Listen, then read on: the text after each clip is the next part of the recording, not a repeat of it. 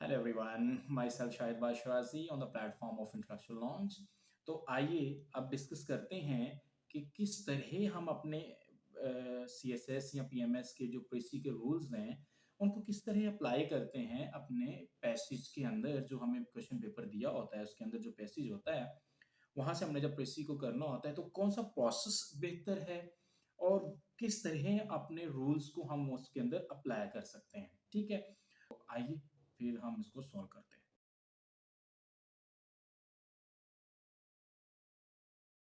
हैं। तो मेरे सामने सी एस एस 2013 के इंग्लिश प्रेसियन कंपोजिशन के पेपर की का जो प्रेसी का पैसेज है वो मेरे सामने है।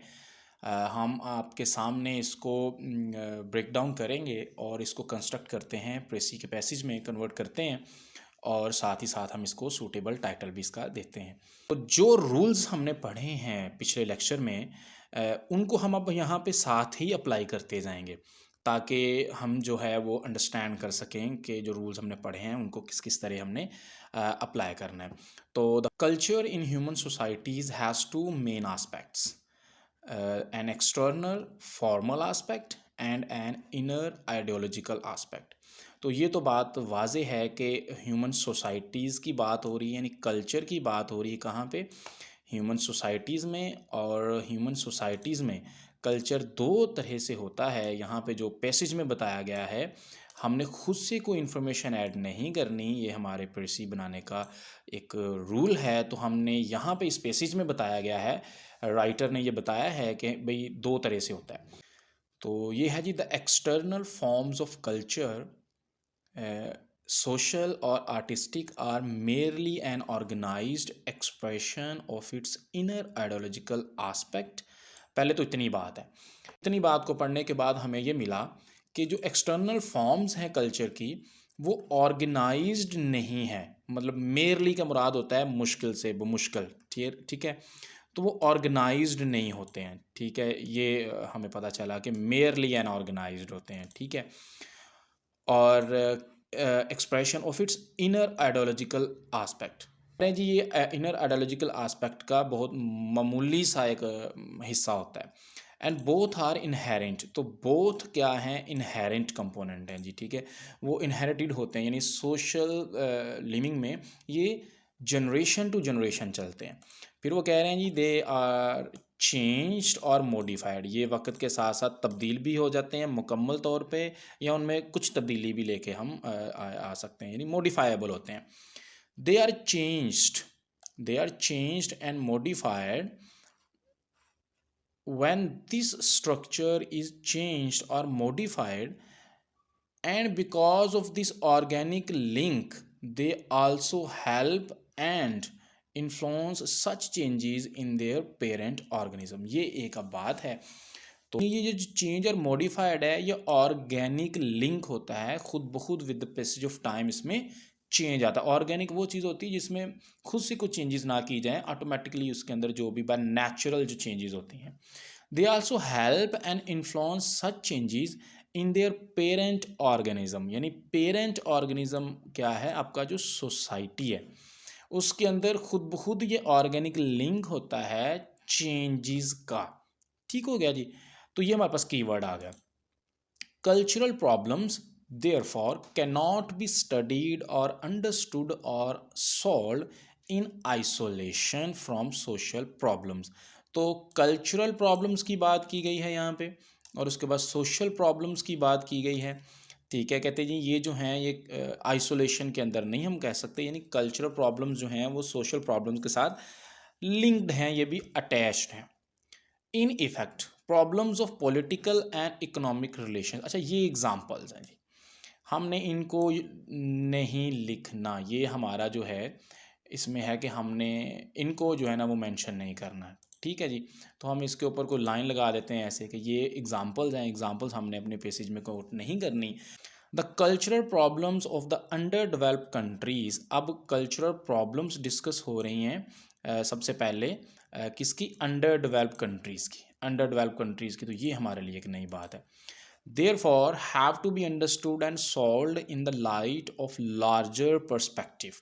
यानी जो कल्चरल मसाइल होते हैं किसी भी अंडर डेवलप्ड नेशन के, उनको हैव टू बी अंडरस्टूड, समझा जाना चाहिए, एंड सॉल्व और हल होना चाहिए in the light of larger perspective, यानी बड़े पैमाने पे या एक बिगर पिक्चर के ऊपर इनको सॉल्व करना चाहिए in the context of underlying social problems, यानी अंडर डेवलप कंट्रीज़ के जो कल्चरल प्रॉब्लम्स हैं उनको क्या करना चाहिए, सॉल्व करना चाहिए, अंडरस्टूड या सॉल्व करना चाहिए, कहाँ पे, लार्जर पर्सपेक्टिव में, ठीक है, और किसके लार्जर पर्सपेक्टिव में, सोशल प्रॉब्लम्स के लार्जर पर्सपेक्टिव में।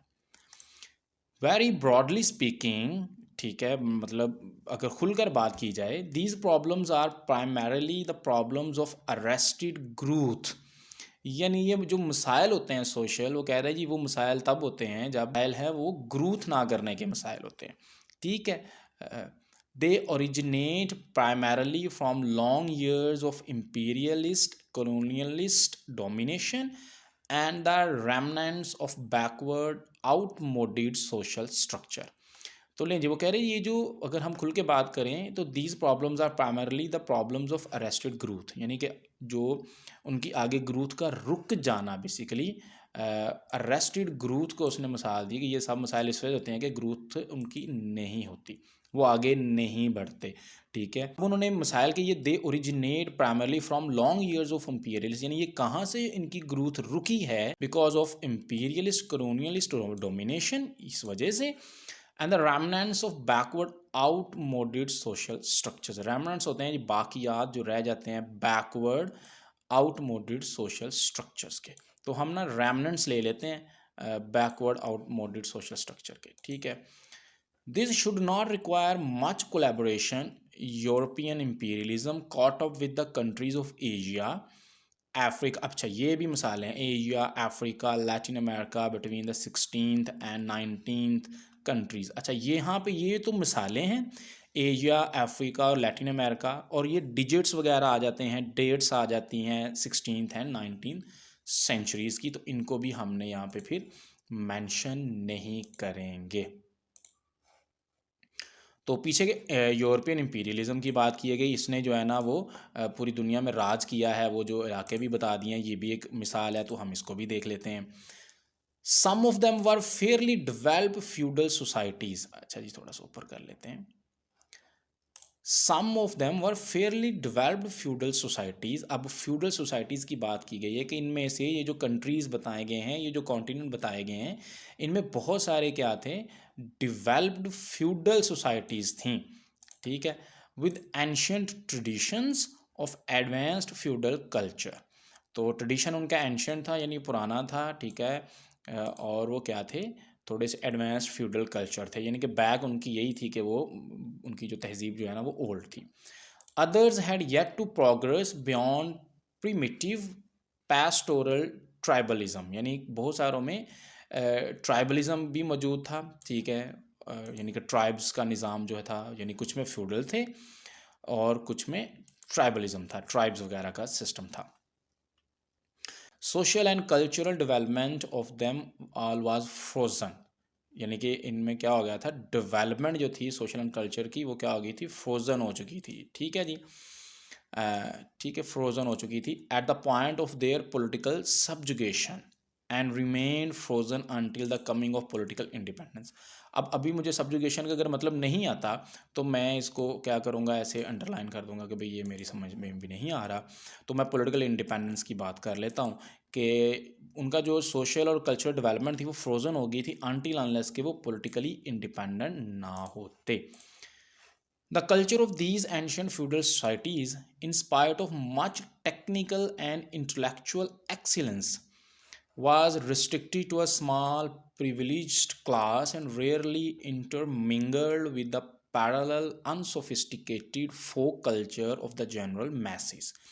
अच्छा जी, ये अब एक्सप्लेनेशन है, मिसालें हैं तो हम ये भी नहीं लिखेंगे, ठीक हो गया, हम यही लेंगे कि ये रेयरली मिंगल्ड यानी हुए हैं, ठीक है, यानी कि जो फ्यूडल सोसाइटीज़ थी, एंशियंट फ्यूडल सोसाइटीज़, वो भी अपनी सोसाइटीज़ के साथ मिंगल नहीं हुई। उसके बाद जी both feudal and tribal societies living contagiously, अच्छा जी अगर कॉन्टैजियसली का मुझे मतलब नहीं आता तो मैं इसको ख़त्म कर दूंगा, ओमिट कर दूंगा, in the same homelands were constantly engaged in tribal, racial, and religious or other feuds with their tribal and feudal rivals. अच्छा, ये भी मिसालें हैं, एक्सप्लेनेशन है, हम इसको यूज़ नहीं करेंगे।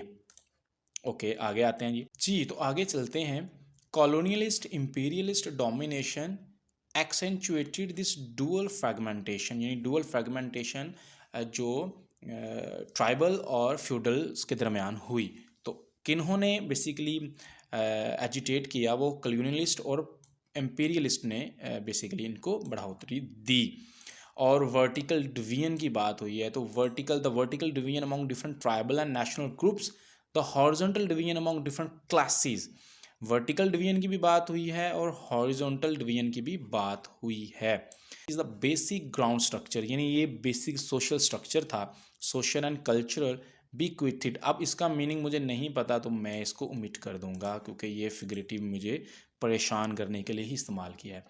To the newly liberated countries by their former overlords, यानी कि जो सोशल एंड कल्चरल डेवलपमेंट्स हैं वो जो न्यूली इंडिपेंडेंट नेशंस हुई हैं, एमेंसिपेशन जिनकी हुई है, उनकी जो ग्रोथ है वो रोकी किन्होंने?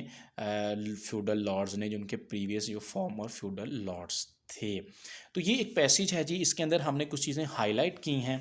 तो अब हम इनको क्या करते हैं, एक लिख लेते हैं सेपरेटली, ताकि फिर हम इनका एक पैराग्राफ बना सकें अपने वर्ड्स के साथ। ठीक है जी। जी, तो ये हमारे पास कुछ ऐसे पॉइंट्स हमने निकाल लिए हैं जो पॉइंट्स अंदर पैराग्राफ के अंदर, पैसेज के अंदर डिस्कस किए गए हैं।